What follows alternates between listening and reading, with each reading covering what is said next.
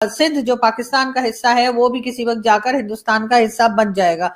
इस किस्म की बात जो राजनाथ सिंह साहब ने कही है, हम पहले वो सुन लेते हैं और फिर उसके बाद आगे हम बढ़ते हैं या आगे बात करते हैं। वैसे यकीनन वो वीडियो आपने देखी होगी, कई हमारे दूसरे यूट्यूबर और दूसरे लोग जर्नलिस्ट जो हैं वो भी इस वीडियो को इस्तेमाल कर चुके हैं, लेकिन चले मैंने कहा मैं भी सुनवाई दूं।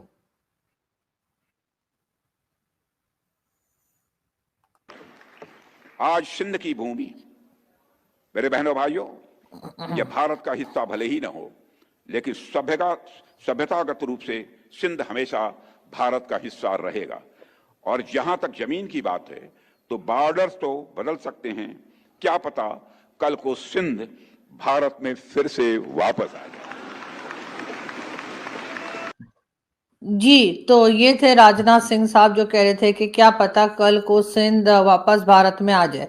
अब इस बात के ऊपर जाहिर है कि पाकिस्तान के ऊपर जो है या पाकिस्तान की तरफ से जो है ऑब्जेक्शन आ रही है और कई लोग जो हैं वो बात कर रहे हैं कि जी इस तरह की स्टेटमेंट उनको नहीं देनी चाहिए थी। इससे पहले कश्मीर के ऊपर भी जो है कई बार भारत के जो मिनिस्टर ने उनका यही कहना था कि जी कश्मीर खुद ही आ जाएगा, और ये भी शुरू में कहा गया जी कश्मीर ले लेंगे या कश्मीर हमारा टूट अंग है या ये कि कश्मीर के लोग खुद ही जाकर भारत के साथ मिल जाएंगे, इस किस्म की बातें भी होती रही। लेकिन कश्मीर तक तो सही था, कश्मीर तक तो हमें ऐसा लगता था पाकिस्तान में कि जी एक आम सी बात है और हमेशा से कश्मीर कश्मीर करते आए हैं तो चले ये बात भी कर ली। लेकिन अब बात जो है वो सिंध पर आ गई है और अब ये कहा जा रहा है भारत की तरफ से कि जी सिंध को भी वो हिंदुस्तान का हिस्सा बना लेंगे। मतलब ये कि हमारे कितने हिस्से बखरे हो रहे हैं क्या, इसलिए कि वो केपीके को कह रहे हैं वो अफगानिस्तान वाले के हम ले जाएंगे, सिंध को ये कह रहे हैं ये ले जाएंगे राजनाथ सिंह साहब। उसके बाद जो कश्मीर है उसके ऊपर भी कहा जा रहा है भारत की तरफ से जो वो खुद आके मिल जाएगा। बलूचिस्तान वाले तो खुद कहते नहीं हमारा कोई लेना देना नहीं, आप लोग हो कौन। और रह गया क्या पंजाब, तो बस पंजाब ही रह गया। तो मुझे समझ में नहीं आ रहा कि आखिर चल क्या रहा है। लेकिन हाँ ये जरूर है कि यहाँ पर सबसे पहले पाकिस्तान वालों आपने घबराना नहीं है, इसलिए कि इस तरह की स्टेटमेंट आती है तो आपके यहाँ से भी तो चलती है ना। आपके यहाँ से भी तो वो लाल टोपी वाले वो जो ये जैद आमिद साहब है वो कितनी बार कह चुके हैं कि हम गजवाए हिंद करेंगे और हम वहां दिल्ली में जाके अपना परचम लहरा देंगे। तो फिर उसके ऊपर कोई इनको कुछ कहता क्यों नहीं है, इनको रोका क्यों नहीं जाता। अब कोई प्लीज मुझसे उठकर ये ना कहे कि ये कोई मिनिस्टर नहीं है, ये कोई गवर्नमेंट ऑफिशियल नहीं है, ये फलाने धमाके कुछ नहीं है।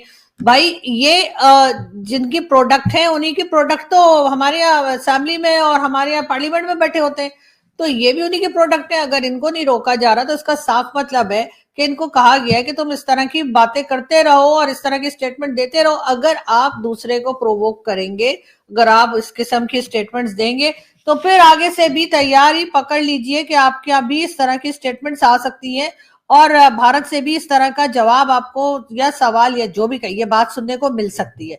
लेकिन बहरहाल मैं तो दोनों से कहूंगी भैया अपने अपनी जगह पे रहिए आप लोग, ना आप हमसे सिंध लीजिए और ना ही हम वहां गजवा हिंद करने को जाने वाले। तो ये तो बात बिल्कुल ही मेरे ख्याल है भूल जानी चाहिए। लेकिन फिर भी जैद आमिद साहब के भी इस किस्म की स्टेटमेंट्स आती रहती हैं और अभी राजनाथ सिंह साहब ने जो स्टेटमेंट दी है उस पर पहले ही आपको पता है कि ऑपरेशन सिंदूर हुआ, उसके बाद ऑपरेशन सिंदूर 2 की बारी हो जो बात की जा रही है कि जी वो भी हो सकता है। और बार बार भारत की तरफ से इस किस्म की बातें की जा रही है कि अगर कुछ ऐसा वैसा तैसा वैसा किसी किस्म का कोई अटैक या कुछ हुआ तो सीधा सीधा जो है वो पाकिस्तान पे नाम आएगा और पाकिस्तान पे अटैक होगा। तो यकीनन यहाँ पर एक खलबली है, लोग थोड़े परेशान ही घूम रहे हैं। लेकिन होना तो ये चाहिए कि जिस तरह तरीके से इन्होंने टीएलपी वालों को गायब कर दिया। अब आप देखें टीएलपी क्या जमात थी, लोगों को जिंदा जला रहे हैं, कभी मार रहे हैं, कभी क्या कर रहे हैं, कुछ नहीं कहा जाता था। उठते थे आगे फैजाबाद चौक पे बैठ जाते थे, आते थे इस्लामाबाद पे डी चौक पे बैठ जाते थे, कोई उन्हें मना करने वाला नहीं था। बल्कि कई बार तो हमने दिखाया भी कि जो हमारे जो भाई लोग यानी कि जो हमारे मिलिट्री के लोग होते थे वो उनको एनवेलप बांट रहे होते थे पैसे के, लो भैया घर जाओ वापस। तो ये सब कुछ भी चल रहा होता था। लेकिन जिस वक्त इनको कंट्रोल करना था, जिस वक्त इन्होंने चाहा कि अब टीएलपी नहीं चाहिए, उसके साथ ही इन्होंने देखे कि उनके जो हेड थे यानी साद रिजवी वगैरह वो एकदम से गायब हो गए और उसके बाद जो बाकी लोग थे वो भी कहीं इन्होंने इधर उधर कर दिए और साथ ही साथ उनके बैंक अकाउंट फ्रीज कर दिए और कई दूसरी चीजें की। और इस तरह से उनका इस वक्त कोई टीएलपी का कोई नजर ही नहीं आ रहा। इसका मतलब है कि और टीएलपी ये वही है जो इन्होंने खुद बनाई, यानी कि जो हमारी स्टेट ने खुद बनाई थी तहरीक लब्बैक पाकिस्तान, इन्हीं की बनाई हुई है और इन्हीं ने खुद ही उसको फिर खत्म भी कर दिया, या कह लीजिए कि एक तरह से बिल्कुल वो दिखाई नहीं दे रहे। तो फिर ऐसे ही जो बाकी के लोग यहाँ पर रहे हैं, मौजूद हैं, चाहे वो हाफिज सईद हो या दूसरे लोग हो, इनके साथ भी यही सलूक किया जा सकता है कि इनको जो है स्टेट जो है इनको प्रॉपर सजा दे, ना कि हाउस अरेस्ट करे। तो और बाकी जितने ग्रुप्स हैं, बहुत सारे, एक लंबी लिस्ट है, आप लोग गूगल कीजिए आपको मिल जाएगी। तो उन सब के ऊपर भी कार्रवाई होनी चाहिए।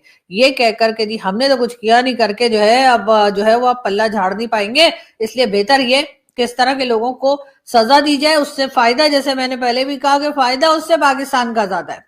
अगर इस किस्म के लोग जो मुल्क का नाम खराब कर रहे हैं, जो मुल्क को कह लीजिए कि एक तरह से टेररिज्म के हवाले कर रहे हैं, ये कहना चाहिए कि उनके नाम के साथ टेररिस्ट जुड़ा हुआ है, उनको अगर हम अरेस्ट करेंगे, सजा देंगे, तो उससे पाकिस्तान की थोड़ी नेकनामी होगी, पाकिस्तान के पासपोर्ट की इज्जत होगी, पाकिस्तान के लोगों की थोड़ी बहुत इज्जत हो जाएगी।